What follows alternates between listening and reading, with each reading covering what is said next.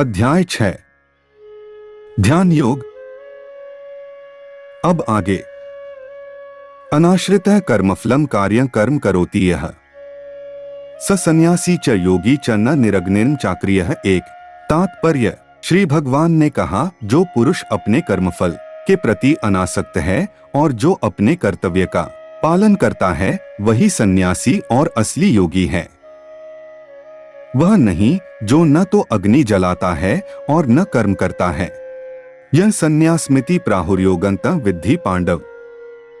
न ह्यसन्यस्त संकल्पो योगी भवति कश्चन। दो तात्पर्य। हे पांडुपुत्र, जिसे संन्यास कहते हैं उसे ही तुम योग अर्थात परब्रह्म से युक्त होना जानो, क्योंकि इंद्रिय तृप्ति के लिए इच्छा को त्यागे बिना कोई कभी योगी नहीं हो सकता। आरुरुक्षोर्मुनेर्योगण कर्म कारण मुच्यते योगारूढ़स्य तस्यैव शमः कारण मुच्यते। तीन तात्पर्य। अष्टांग योग के नवसाधक के लिए कर्म साधन कहलाता है और योग सिद्ध पुरुष के लिए समस्त भौतिक कार्यकलापों का परित्याग ही साधन कहा जाता है। यदा ही नेन्द्रियार्थेषु न कर्मस्वनुषंजते सर्वसंकल्प सन्यासी योगारूढ़स्त दोच्यते। चार तात्पर्य। जब कोई पुरुष समस्त भौतिक इच्छाओं का त्याग करके न तो इंद्रिय तृप्ति के लिए कार्य करता है और न सकाम कर्मों में प्रवृत्त होता है, तो वह योगारूढ़ कहलाता है। उद्धरेदात्मनात्मान नात्मानमवसाद्येत आत्मैव ह्यात्मनो बंधुरात्मैव रिपुरात्मनः। पांच तात्पर्य। मनुष्य को चाहिए कि अपने मन की सहायता से अपना उद्धार करे और अपने को नीचे न गिरने दे। यह मन बद्ध जीव का मित्र भी है और शत्रु भी। जितात्मनः प्रशांतस्य परमात्मा समाहितः। शीतोष्ण सुख दुःखेषु तथा मानापमानयोः। सात तात्पर्य। जिसने मन को जीत लिया है उसने पहले ही परमात्मा को प्राप्त कर लिया है, क्योंकि उसने शांति प्राप्त कर ली है। ऐसे पुरुष के लिए सुख दुख सर्दी गर्मी एवं मान अपमान एक से हैं। ज्ञान विज्ञान त्रिमात्मा कूटस्थो विजितेन्द्रियः युक्त इत्युच्यते योगी समलोष्ट्राश्म कांचनः। आठ तात्पर्य। वह व्यक्ति आत्म साक्षात्कार को प्राप्त तथा योगी कहलाता है जो अपने अर्जित ज्ञान तथा अनुभूति से पूर्णतया संतुष्ट रहता है। ऐसा व्यक्ति अध्यात्म को प्राप्त तथा जितेंद्रिय कहलाता है। वह सभी वस्तुओं को, चाहे वे कंकड़ हो, पत्थर हो या कि सोना, एक समान देखता है। सुहृन् मित्रार्युदासीन मध्यस्थद्वेष्य बंधुषु साधुष्वपि च पापेषु संबुद्धिर्विशिष्यते। तात्पर्य। जब मनुष्य निष्कपट हितैषियों, प्रिय मित्रों, तटस्थों, मध्यस्थों, ईर्ष्यालुओं, शत्रुओं तथा मित्रों, पुण्यात्माओं एवं पापियों को समान भाव से देखता है तो वह और भी उन्नत माना जाता है। योगी युंजीत सततमात्मान रहसि स्थितः एकाकी यच्चित्तात्मा निराशीर परिग्रह। 10 तात्पर्य। योगी को चाहिए कि वह सदैव अपने शरीर, मन तथा आत्मा को परमेश्वर में लगाए, एकांत स्थान में रहे और बड़ी सावधानी के साथ अपने मन को वश में करे। उसे समस्त आकांक्षाओं तथा संग्रह भाव की इच्छाओं से मुक्त होना चाहिए।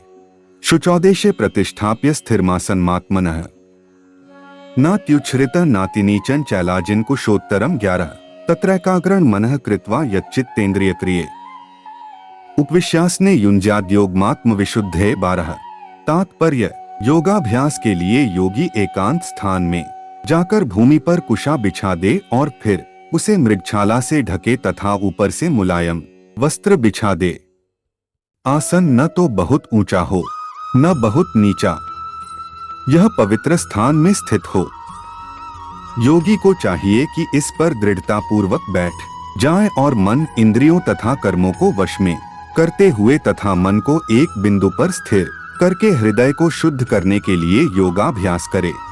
समकायशिरो ग्रीवं धार्यत्र चलन स्थिर है संप्रेक्ष्य नासिकाग्रं स्वं दिशश्चान्वलोक्यन्। 13 प्रशांतात्मा विगत भी ब्रह्मचारिव्रते स्थितः मनः संयमय मचित्तो युक्त आसीत मत्परः। 14 तात्पर्य। योगाभ्यास करने वाले को चाहिए कि वह अपने शरीर, गर्दन तथा सिर को सीधा रखे और नाक के अगले सिरे पर दृष्टि लगाए।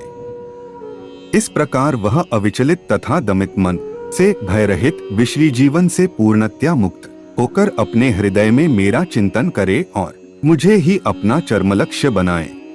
युञ्जन्नेवं सदात्मानं योगी नियतमानसः शांति निर्वाण परमा मत्संस्थामधिगच्छति। 15 तात्पर्य, इस प्रकार शरीर, मन तथा कर्म में निरंतर संयम का अभ्यास करते हुए संयमित मन वाले योगी को इस भौतिक अस्तित्व की समाप्ति पर भगवत धाम की प्राप्ति होती है। नात्यश्वतस्तु योगोस्ति न चैकान्तमंशनतः न चाति स्वप्नशीलस्य जागृतो नैव चार्जुन 16। तात्पर्य, हे अर्जुन, जो अधिक खाता है या बहुत कम खाता है, जो अधिक सोता है अथवा जो पर्याप्त नहीं सोता, उसके योगी बनने की कोई संभावना नहीं है। युक्ताहार विहारस्य युक्त चेष्टस्य कर्मसु युक्त स्वप्नावबोधस्य योगो भवति। 2:17। तात्पर्य, जो खाने, सोने, आमोद प्रमोद तथा काम करने की आदतों में नियमित रहता है, वह योगाभ्यास द्वारा समस्त भौतिक क्लेशों को नष्ट कर सकता है। यदा विनेतन चित्तमात्मन्येवावतिष्ठते निस्पृहः सर्वकामेभ्यो युक्त इत्युच्यते तदा। 18।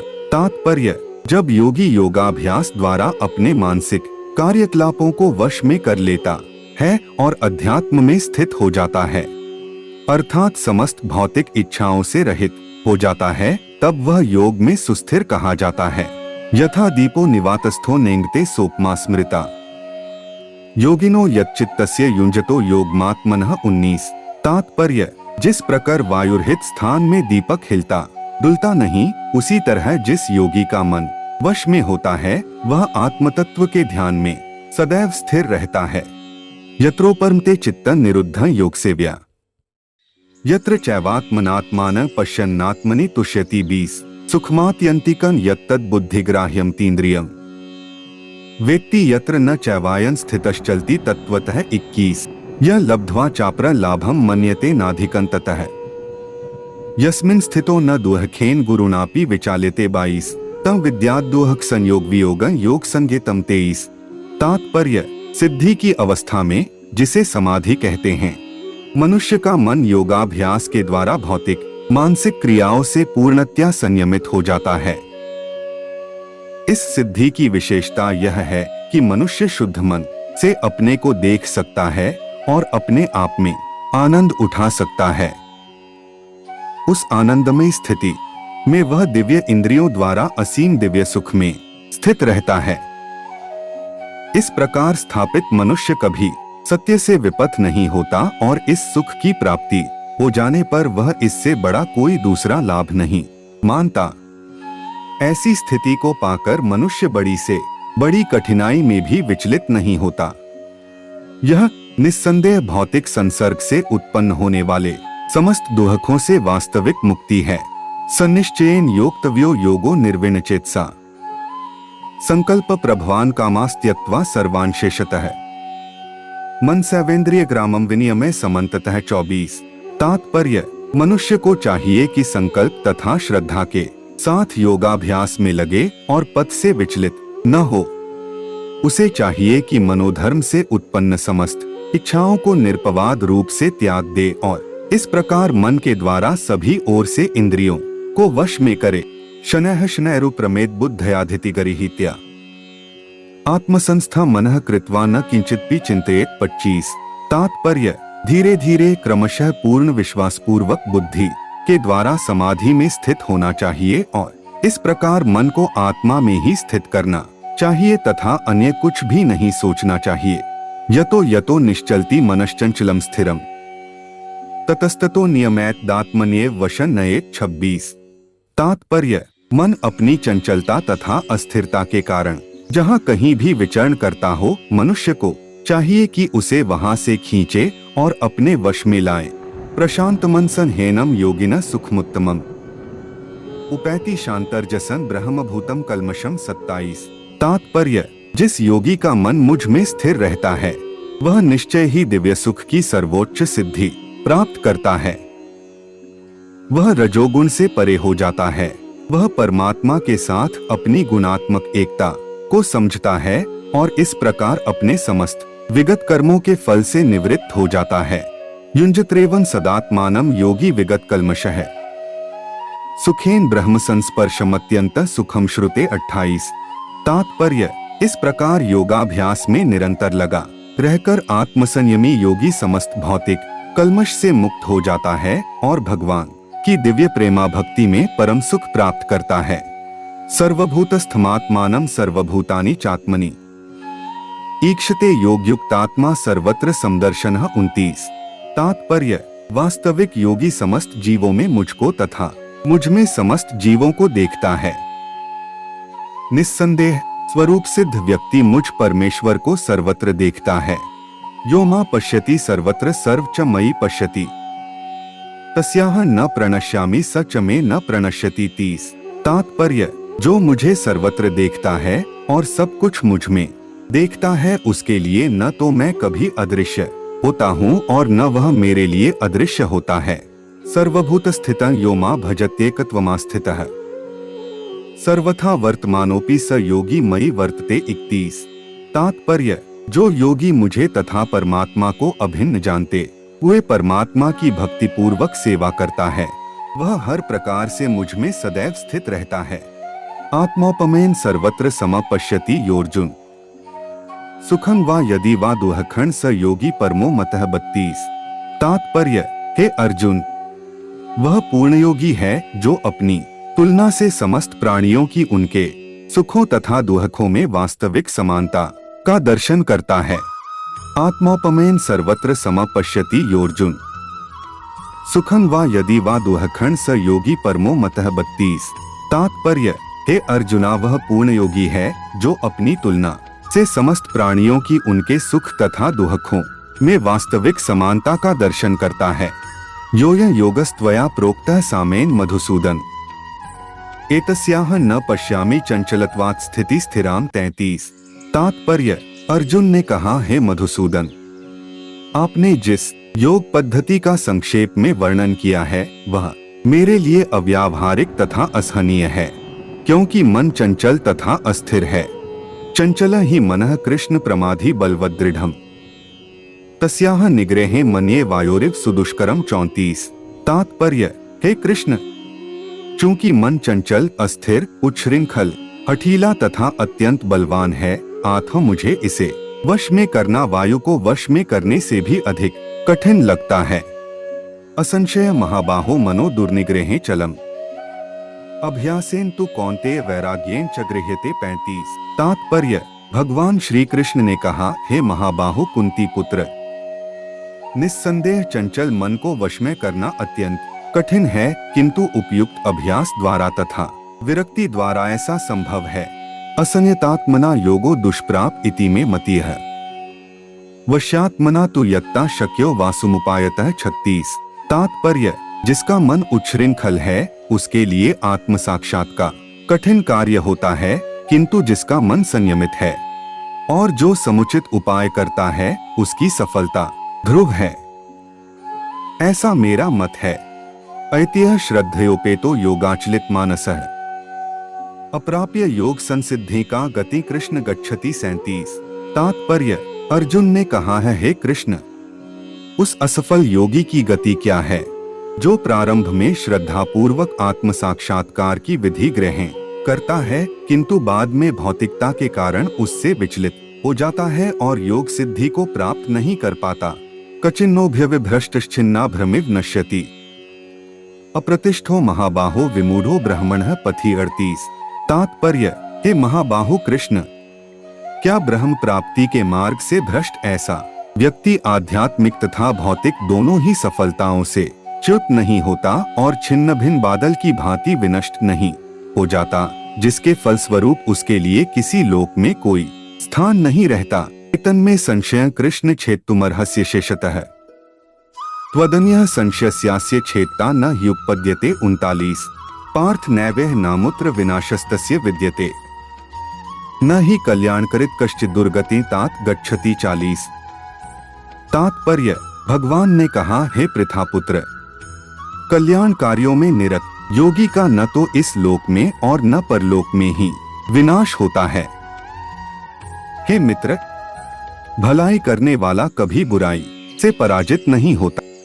प्राप्य पुण्यकृता लोकानुषित्वा शाश्वतीयः समाः। शुचिना श्रीमता गेहे योग भ्रष्टोभिजायते 41। तात्पर्य, असफल योगी पवित्रात्माओं के लोकों में अनेकानेक वर्षों तक भोग करने के बाद या तो सदाचारी पुरुषों के परिवार में या कि धनवानों के कुल में जन्म लेता है, अथवा योगिना में कुले भवती धीनता। एतद्धि दुर्लभतरम लोके जन्म यदीदृशम 42। अथवा यदि दीर्घकाल तक योग करने के बाद असफल रहे तो वह ऐसे योगियों के कुल में जन्म लेता है जो अति बुद्धिमान हैं। निश्चय ही इस संसार में ऐसा जन्म दुर्लभ है। तत्र तं बुद्धि संयोगं लभते पौर्वदेहिकम् यत्ते च ततो भूयः संसिद्धौ कुरुनंदन।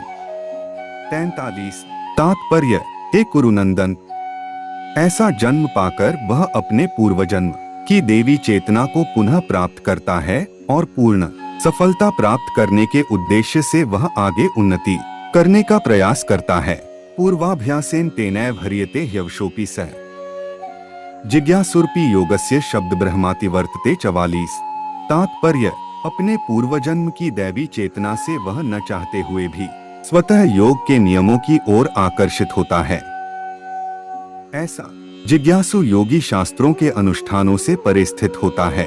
प्रयत्नाद्यतमानस्तु योगी संशुद्ध किल्बिषः अनेक जन्म संसिद्धस्ततो याति परां गतिं। 45। तात्पर्य, और जब योगी समस्त कल्मश से शुद्ध होकर सच्ची निष्ठा से आगे प्रगति करने का प्रयास करता है तो अंततोगत्वा अनेकानेक जन्मों के अभ्यास के पश्चात सिद्धि लाभ करके वह परम गंतव्य को प्राप्त करता है। तपस्विभ्योऽधिको योगी ज्ञानिभ्योऽपि मतोऽधिकः कमेभ्याधिको योगी तस्माद्योगी भवार्जुन। 46। तात्पर्य, योगी पुरुष तपस्वी से, ज्ञानी से तथा सकाम कर्मी से बढ़कर होता है। अत है अर्जुन, तुम सभी प्रकार से योगी बनो। योगिनामपि सर्वेषां मदरतेनांतरात्मना श्रद्धावान भजते यो मां समे युक्ततमो मतः। 47।